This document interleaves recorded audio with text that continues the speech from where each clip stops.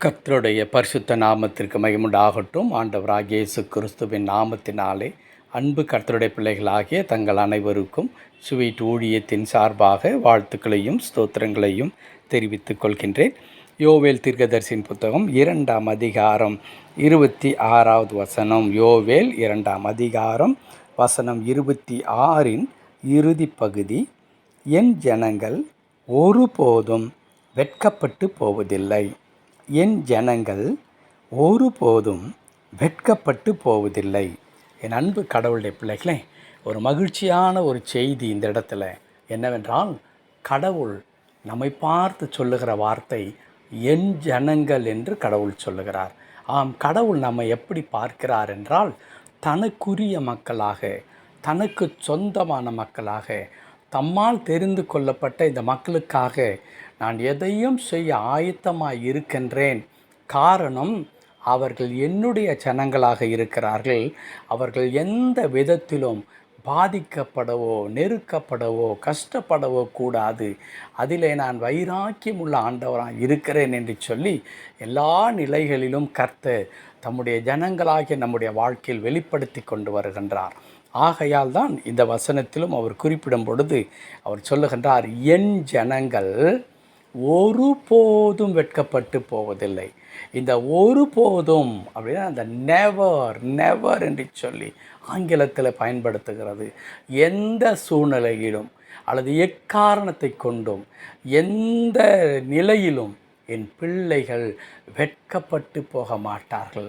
என்ன வேண்டுமென்றாலும் நடக்கட்டும், எது வேண்டுமென்றாலும் இருக்கட்டும், ஆனால் அவர்கள் என் ஜனங்களாக இருக்கின்றபடினால் அவர்கள் தங்களுடைய வாழ்க்கையில் வெட்கப்பட்டு போக நான் அனுமதிக்கவே மாட்டேன் என்று ஆண்டவர் சொல்லித் தருகிறார். என் அன்பு கடவுளுடைய பிள்ளைகளே, யாருக்கோ அன்று சொன்ன வார்த்தை அல்ல, இன்றைக்கும் பரிசுத்த ஆவியானவர் நம்மை பார்த்து சொல்லுகிற வார்த்தை தான். நீங்கள் எந்த சூழ்நிலையிலும் நீங்கள் வெட்கப்பட்டு போக மாட்டீர்கள். உங்களை மேற்கொள்ளும்படியாக, உங்களை நிர்மூலமாக்கும்படியாய், உங்களை வேதனைப்படுத்தும்படியாய் பிசாசானவன் உங்களுக்கு விரோதமாக பலவிதமான உபாய தந்திரங்களை அவன் கையாண்டு உங்களை மனமடிவாக்கி கொண்டே இருக்கலாம். பயத்திலும் திகழிலும் கண்ணீரிலும் உங்களை தள்ளி வாழ்நாள் முழுவதும் நீங்கள் அழுது கொண்டிருக்கிறதான நிலைமையை உண்டாக்கினது போல காணப்படலாம். ஆனால் கர்த்தர் சொல்லுகிறார், நீங்கள் வெட்கப்பட்டு போக மாட்டீர்கள். நீங்கள் வெட்கப்பட்டு போக மாட்டீர்கள். எளிய நடையில் நான் ஒரு எடுத்துக்காட்டை சொல்லட்டும். ஒரு மாணவன் தேர்வு எழுத செல்வதற்கு முன்பதாக அவன் அதிகமாய் படிப்பான். படித்து எல்லாவற்றையும் மனப்பாடம் செய்து மிகவும் பயபக்தியோடு கூட சென்று அந்த தேர்வை எழுதிவிட்ட பிறகு அவனுக்கு ஒரு பக்கத்தில் ஒரு கலக்கம் இருந்து கொண்டே இருக்கும். என்னதான் நான் நன்றாக எழுதினேன், ஆனால் திருத்துகிறவர்கள் என்ன செய்வார்களோ, எப்படிப்பட்ட மார்க் வருமோ, என்ன ஆகுமோ, ஒருவேளை நான் தோல்வியுற்று போவேனோ என்கிற கலக்கம் ஒரு மூலையில் அந்த பிள்ளையின் இருதயத்தில் இருந்து கொண்டே இருக்கும். ஆனால் நமக்கு நாம் எழுதுகின்ற தேர்வு அல்லது நம்முடைய வாழ்க்கையின் இந்த பயணத்தில் ரிசல்ட் ஏற்கனவே நமக்கு தெரியும். அது என்ன ரிசல்ட்? நான் வெட்கப்பட்டு போவதில்லை. பிசாசானவன் எவ்வளவுதான் எனக்கு விரோதமாய் போராடினாலும், என்னை சுற்றி இருக்கிற மக்கள் பொறாமை கொண்டோ அல்லது வன்கண்ணோடு கூட காய்ப்புணர்ச்சியோடு கூட என்னை என்ன வேணாலும் செய்ய அவர்கள் எத்தனிக்கலாம், அதற்காக பிரயாசம் எடுக்கலாம். But I know the result. அது என்ன? நான் வெட்கப்பட்டு போக மாட்டேன். கடவுள் என்னை கைவிடவே மாட்டார். அதை உறுதிப்படுத்துவதற்காகத்தான் ஆண்டவர் சொல்லுகிறார், என் ஜனங்கள் ஒருபோதும் வெட்கப்பட்டு போக மாட்டார்கள். அன்பு கடவுளுடைய பிள்ளைகளே, நீங்கள் கலங்காதீர்கள், பயப்படாதீர்கள். வாழ்க்கை என்னவாகிவிடுமோ என்று நினைக்காதீர்கள்.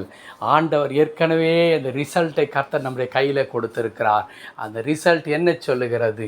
நீங்கள் மகிழ்ச்சியோடு கூட இருக்கும்படிக்கு நான் வெட்கத்தை உங்கள் வாழ்க்கையில் எந்த சூழ்நிலையும் நான் அனுமதிக்க மாட்டேன் என்று சொல்லி, நீங்கள் எதை பார்த்து பயப்படுகிறீர்களோ அதை பார்த்து இனிமேல் நீங்கள் என்ன செய்ய வேண்டும்? பயப்படக்கூடாது. அந்த சூழ்நிலைக்காக கர்த்தரை துதியுங்கள். கர்த்தர் அப்படியே காரியங்களை மாற்றி போடுவார். ஜெபிக்கலாமா? கிருபை நிறைந்த நல்ல ஆண்டவரே, உமக்கு நன்றி செலுத்துகிறோம். ஆம் கர்த்தாவே, நாங்கள் வெட்கப்பட்டு போகாதபடிக்கு உம்முடைய ஜனமாகி எங்கள் மேல் நீர் வைராக்கியமாக இருக்கிறதுக்காய் ஸ்தோத்திரம். அடியேனையும் அடியனுடைய இணைந்து ஜெபிக்கிற அன்பு கடவுளுடைய பிள்ளைகள் ஒவ்வொருவரையும் தாழ்த்தி அர்ப்பணிக்கிறேன். அவர்கள் ஆண்டவரை எந்த சூழ்நிலையில் இப்பொழுது இருந்து கொண்டிருக்கிறார்கள், ஆண்டவர் எந்த காரியத்தை குறித்து பயப்படுகிறார்கள், கலங்குகிறார்கள், ஆண்டவரே இதெல்லாம் உமக்கு தெரியும் சாமி. உமது பிள்ளைகளை பார்த்து இன்றைய காலை நேரத்தில் நீ சொல்லித் தருகிறீர்.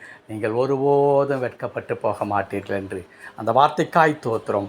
உம்மை பற்றி கொள்ளுகிறோம். தொடர்ந்து பொறுப்பெடுத்துக் கொள்ளும். மீட்பர் நாமத்தில் பிதாவே. ஆமென், ஆமென்.